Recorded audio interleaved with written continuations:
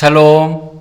주님께서 주시는 은혜와 평강이 사랑하고 보고 싶은 모든 수원오누리교회 성도님들에게 함께 하시기를 간절히 빕니다. 요즘 온라인으로 하나님의 말씀을 계속해서 같이 보고 또 듣고 또한 개인의 그 경건생활 가운데 힘쓸 수 있는 시간을 갖고 있죠.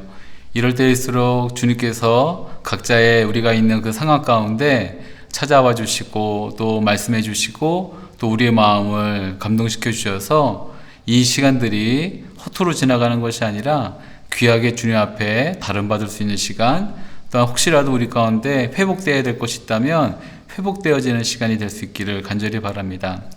호세아 말씀 가운데 이런 말씀이 있습니다. 호세아 7장 1절에 이렇게 말씀되고 있는데요.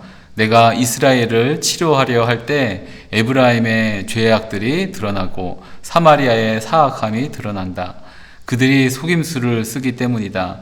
도둑이 안으로 들어가며 약탈자가 길거리에서 강도질을 한다. 아멘. 말씀 가운데 가장 많이 우리가 알 수 있는 것은 하나님은 우리를 치료하시는 분이라는 것입니다. 이 말씀이 맥스 루케이도 목사님이 지은 예수님처럼이란 책에서 굉장히 좋게 이렇게 다가왔습니다. 하나님은 우리를 있는 모습 그대로 받아주시는 분이시지만 결코 우리를 있는 모습 그대로 내버려 두시는 분은 아니다 라는 것이죠. 하나님은 분명 우리를 향한 선하고 완전하신 계획을 갖고 계십니다. 주님은 우리가 있는 모습 그대로 오시는 것을 기뻐하십니다. 그러나 우리가 있는 모습 그대로 또다시 주님의 품 안에서 떠나는 것은 원치 않으시죠. 하나님의 계획은 무엇이겠습니까? 주님의 뜻은 무엇이겠습니까? 먼저는 우리를 고치시려는 것입니다.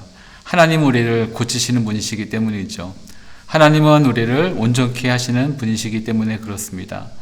그래서 주님이 우리를 만져주시고 또 우리 가운데 당신의 그 따뜻한 손길을 내밀어 주신다면 그 손길은 분명 치유와 회복을 주시는 손길이라고 믿습니다.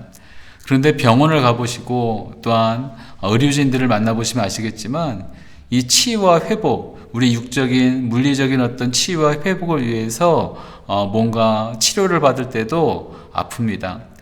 치유와 회복을 위해 우리의 삶을 건드리시는, 간섭하시는 주님의 손길은 분명 따뜻할 것입니다. 그러나 우리의 아픈 부위, 우리의 그 거뭇게 짙하게 태워져 있는 그 모든 부위를 건드리시기 때문에 그 부위를 만지실 때마다 아픕니다. 치료를 하는 것은요, 내 안에 치료되어야 될 것이 있다라는 것인데 그것을 만지실 때 어떻게 아프지 않겠습니까? 그러나 우리가 기억해야 될 것이 있습니다. 하나님은 선하신 분이시라는 것이죠. 하나님은 자비가 또한 당신의 그 은혜가 충만하신 분이라는 것입니다. 하나님은 기억하시는 분이십니다. 우리의 모든 것을 기억하고 계시죠. 우리의 행한 모든 것들을 기억하고 계십니다. 또한 우리의 마음마저도 감찰하시는 분이시죠. 행함 이전에 우리 마음의 동기와 그 숨겨진 생각들을 모두 아시는 분이십니다.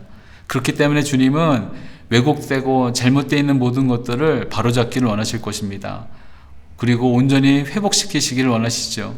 하나님은 그것을 드러내신 방법으로서 온전한 당신의 그 계획 가운데 선하신 당신의 그 인도하심을 통하여서 우리를 감싸 안으시고 가장 올바르고 가장 좋은 방법으로 우리를 치료해 주시는 분임을 믿습니다. C.S. 루이스라는 분이 하나님께서 성도들 삶 가운데 하시는 것을 이렇게 설명했습니다. 만약 당신이 집이라고 상상해 보십시오. 내 자신이 집이라고 상상해 본다면 하나님께서는 그 집을 개조하고 계시다는 것이죠. 하나님께서 하시는 일은 처음에는 충분히 이해할 수 있을지 모릅니다. 우선 막힌 하수도를 뚫으실 것이고 비가 새고 있는 지붕을 고쳐주실 것입니다. 아마 이런 일들은 필요한 일이라고 우리 모두가 수긍하고 받아들일지 모릅니다. 그런데 시간이 지나면 지날수록 특별히 요즘 하시는 일들은 전혀 이해가 가지 않을 때가 많습니다. 전체 구조를 완전히 뜯어 고치시고 기초까지도 손을 대시는 것이 아닙니까? 도대체 무슨 일을 하시려고 하는지 알 수가 없습니다. 이해할 수도 없고요. 무엇보다 너무 힘들고 아프다는 것입니다. 그런데 하나님께서는 지금 어떤 일들을 하고 계시는가? 우리가 상상했던 것과는 근본적으로 다른 집을 건축하고 계십니다. 우리가 생각했던 집은 예쁜 집일지 모릅니다. 아름답고 뭔가 편리하고 내가 원하는 딱 그런 어떤 집일지 모릅니다.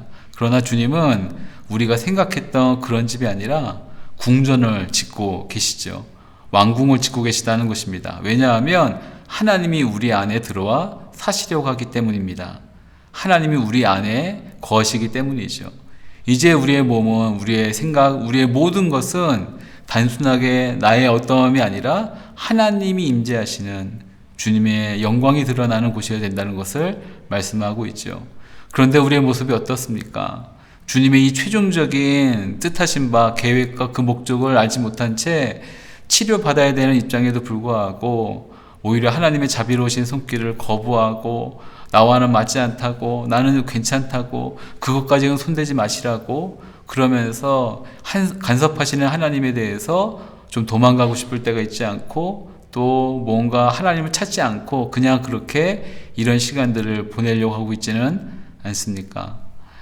그러다 보니 제 스스로 돌이켜보면 내가 얼마나 불쌍한 존재이고 내가 하나님 앞에 얼마나 죄인인지를 깨닫지 못했기 때문에 부르짖어야 될 때 부르짖지 않는 모습이 있었습니다. 아니, 지금도 있고요.